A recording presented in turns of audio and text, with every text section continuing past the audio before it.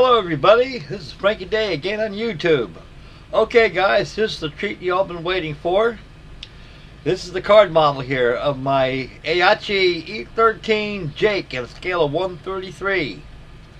Okay boys, right here, as you can see at the beginning of the construction of the card model, all the fuselage segments have been put together with the exception of joining the fuselage. Now the card model is an aircraft they build pretty much as the real airplane is actually built. As you see in most aircraft factories that build aircraft, how the fuselage is always joined together. This model goes together precisely the same way as the real aircraft is actually assembled, by segments of a time by joining of the fuselage pieces. Okay guys, all the skins and the formers have been cut out. As you zoom in, you can see the detail I put into it. One thing good about card models, folks, it leaves a lot of room for sketch building. Lots of room and then some. Because this is an early kit. This kit probably came out about 10-15 years ago. It's in the Polish design, all hand drawn. No computer CAD like you have nowadays. This is all old-fashioned way, hand drawn by the Polish designers. All card modelers are designed by Polish designers in general. And we had domestic type also too, well, in the United States of America, who also developed their own card modelers. Well, this is an old kit right here. This is the E13 Jake. As you can tell, as you can see how the formers are. The formers are reinforced with cardboard. This gives you the form and the integrity and the strength. Once this model is put together, it's extremely strong and extremely light. And the best benefit in the world with a card model is, if it ever falls off the table, even falls out of the ceiling, falls on the ground, it don't matter where it falls at, 99.9 of the time will not break. So that's a plus value right there for card models.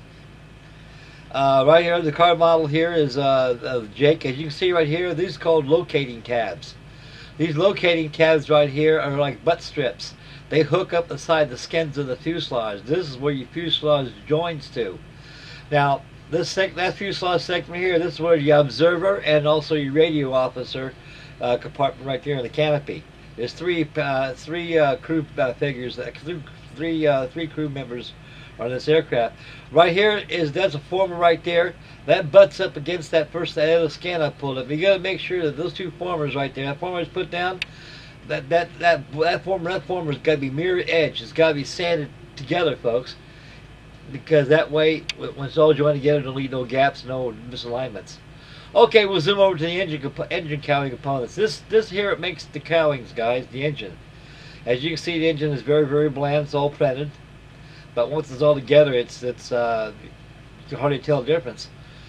This is your main cowling right here, the cowling flaps. Here your connector strips again, those rings fit right inside those connector strips, fellas. And you got to make sure that the general rule of card modeling is all parts got to be formed before you glue them together to the locating strips, even the butt tab strips. Because paper has no memory to it, like some styrene plastic does. It's got to be formed, and by using a doweling or a round object, and you lay it on your leg or lay it on top of any object at all, and roll a pencil over it, and it'll round the skins. Make it easier together. Okay guys, right now we're going to assemble the fuselage right here, give you guys an idea how it goes together. This is dry fitted, guys. Actually it's not together like the way it's supposed to be, but this gives you a general idea how it's assembled. Like I say, it's like a real airplane, folks. That's how a real airplane's built.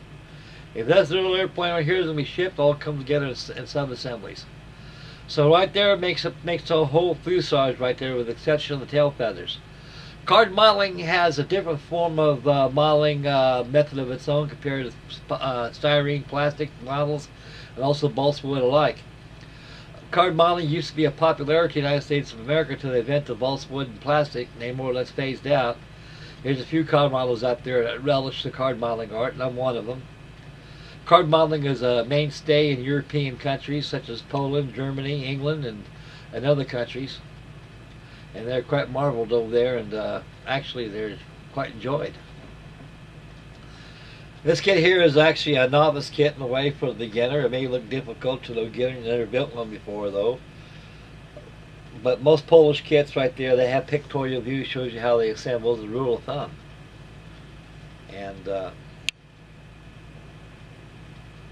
over here's the carrier sheets, guys. Remember the sheets right there? All those parts right there where the fuselage were cut out. Every part you see has got to be cut out, and it's got to be formed and glued together. As I signify the segments of the fuselage, I'll show you where the parts used to be at. And you got the third part that fits there. I'll move the camera to the tail cone empennage, which is the last one. And right there, folks, the last one right there, the cone, goes right there. That part was cut out. The best way I can explain this, guys, is just more or less make sub-assemblies of it and explain how it's built. And I'll develop better techniques with my camera and be able to do a couple builds on it.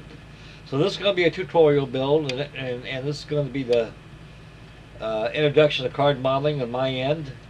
I'm shutting down my styrene plastic for a while and getting back on card models for a while because I miss it very much. And by this Friday or Saturday this week, I should have my Junkers 88 done. That completes the group build. All my group builds have been completed and terminated.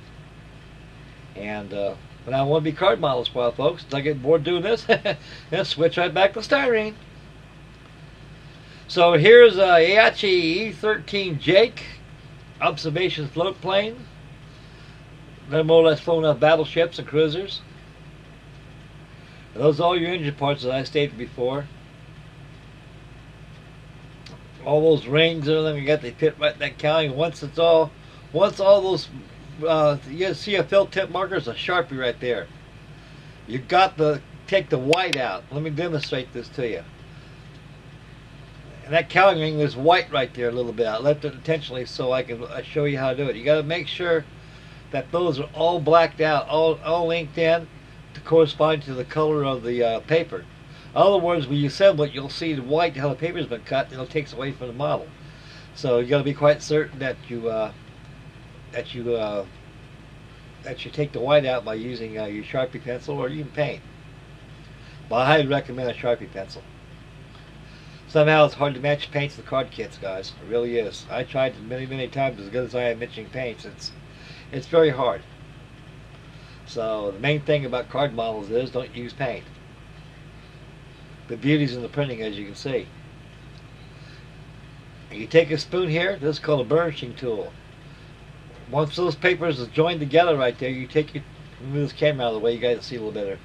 See that spoon right there, guys? That's where the seam is joined together right there. You take that seam, you burnish it up from the inside only, and that seam will disappear. That seam will disappear. Now you can see it's gone. You can see just a little bit right there how it was joined.